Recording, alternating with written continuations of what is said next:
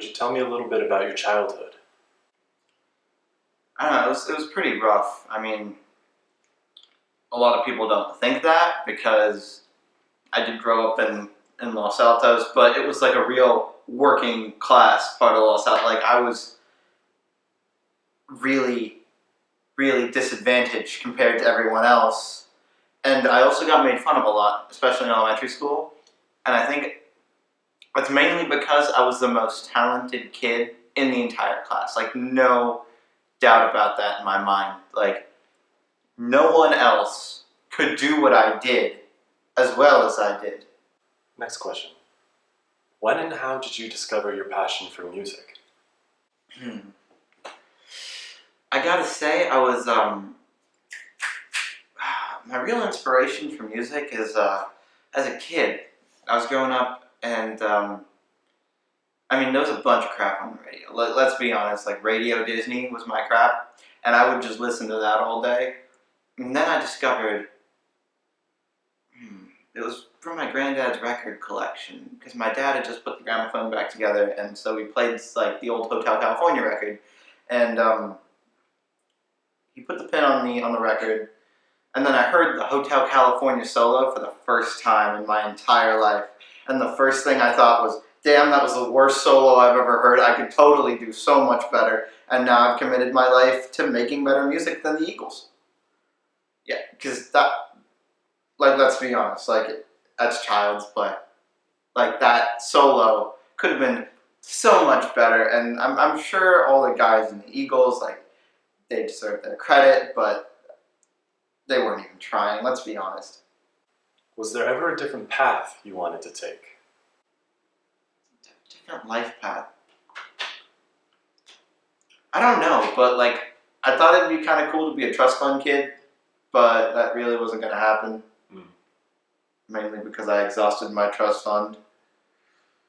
Which, I mean, is kind of a tragedy in itself. Like, put more money in my trust fund. Like, what is this? And I work really hard. And I don't really know what I would do other than music, but whatever it would be, I'd probably be the best at it. Let's be honest. Growing up, I was really good at math, and I kind of thought I wanted to be like an astrophysicist for a while. Then I saw like Neil deGrasse Tyson. Already kind of had that down. I didn't need to do that. And so, like, I noticed a genius, and I realized not so much I couldn't do astrophysics as a 6th grader, because I definitely could, but that Neil deGrasse Tyson had already been doing it, and he knew how to do it well. So I didn't need to do that anymore. Other than that, I think I'd be a cashier. Cashier is a good, like, I'm definitely good at money. And yeah, money is just something that drives me to do incredible things.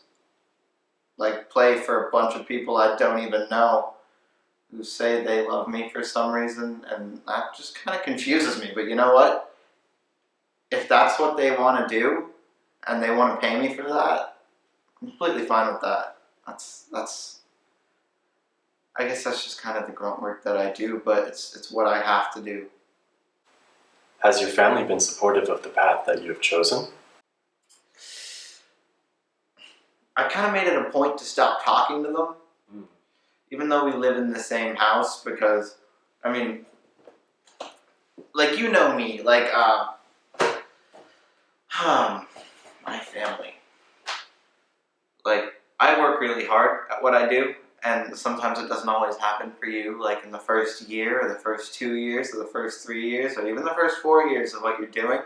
And some people aren't really supportive because they don't want to see success if you haven't done it after 4 years.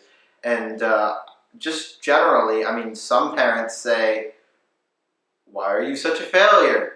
What are you doing with your life? Like, things like that. And so that kind of negativity is not something that I need in my life. But of course, this is all hypothetical. I'm not saying this is actually going on in my family. But, like, I'm sure some parents would go, like, maybe you shouldn't be flunking out of school. Maybe you should actually try. Maybe you shouldn't be living in this house and not do anything productive. Maybe you should help your sister a little bit so she doesn't become a failure like you. I mean, this is all hypothetical, but I mean, it's just kind of, I haven't heard it from anyone in the past 30 seconds. That was my mom. How would you describe the person that you have become after all these years? If I had to describe myself, I would say I'm humble, I'm honest, always tell the truth, and I tell it like it is. I mean, and I'm passionate. That's another thing. Like, I really, really like making money, and music is a way that I do that, along with bootleg copies of Green Day CDs. I don't even know why people buy those, to be honest. They're such trash. Okay? I can't even stand them. Yeah. Okay? Yeah. You know what I mean? Yeah. Alright, perfect. And I'm kind of losing my train of thought. Just thinking about myself, there's so many adjectives I can use to describe who I've become and who I just inherently am. And